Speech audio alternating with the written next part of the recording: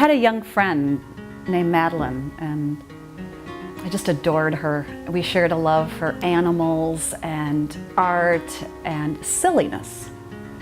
And one day, I received a phone call from Maddie's father.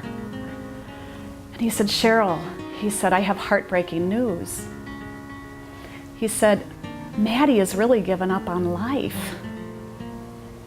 He said, "Can you help her?"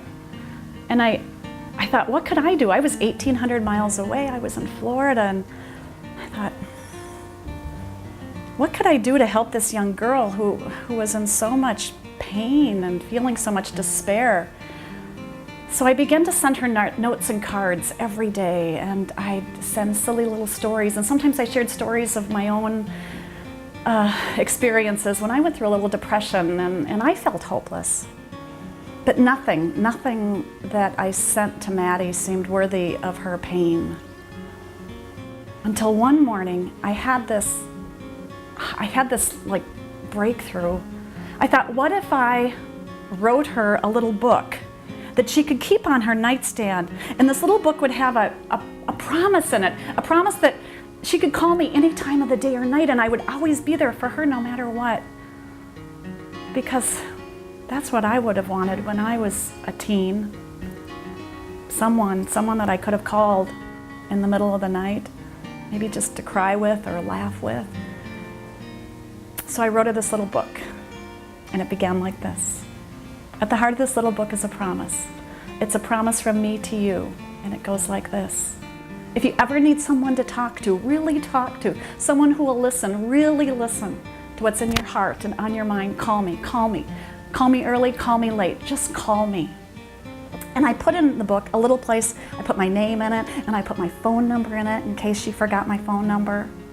And then I filled the book with just pages of inspiration and affirmation and things that, again, that I would have wanted to hear when I was a teen. Things like, you're enough, you're pretty enough, you're smart enough, you're talented enough, just the way you are.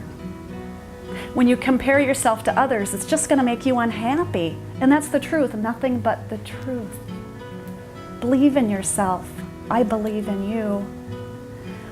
And I continued on with more affirmation and encouragement. And for some crazy reason, I just thought about, when I was younger, my mom always said, eat your peas. And I didn't really like peas at the time, but my mom always said, eat your peas, they're good for you. And I didn't really believe that till later on in life. And I thought, I'm going to end it with, stay healthy, eat your peas. And I gave Maddie the book. It was homespun, I did it by hand. And she loved it. And she thought maybe we could help other young people who are also going through a time of crisis in their life. So I published the book. And we called it Eat Your Peas for Young Adults. And it was dedicated, of course, to Maddie. And I showed the pages to a girlfriend of mine who majored in art, and she looked at it and she came up with this wonderful homespun design with all sorts of peas on it.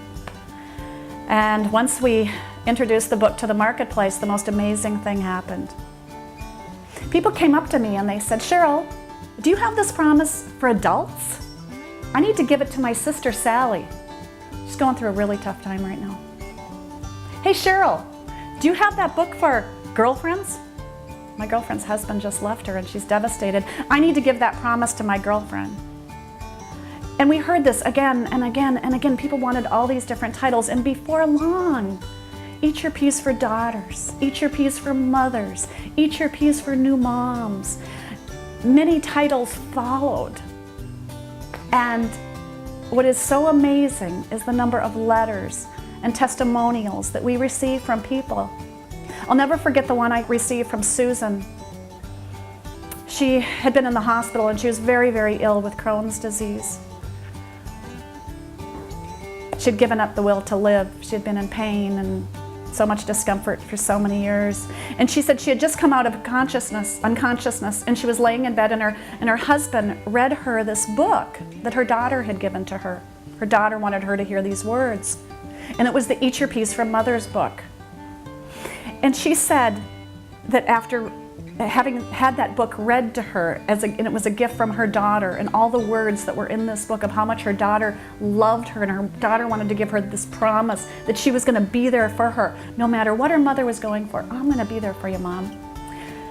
And she said that it gave her the will to live, and she knew she had to get better, and it was a turning point in her through her illness.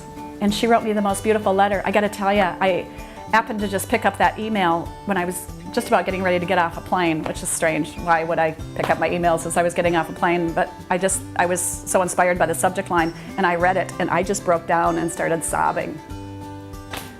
And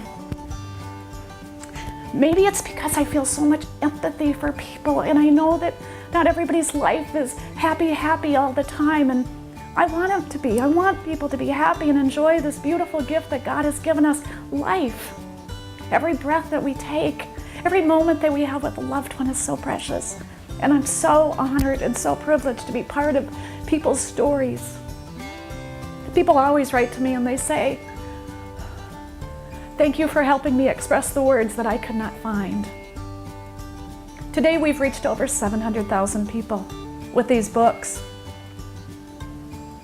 What happens is, for example, with Susan's case, her daughter gave her an Eat Your Peace for Mother's book.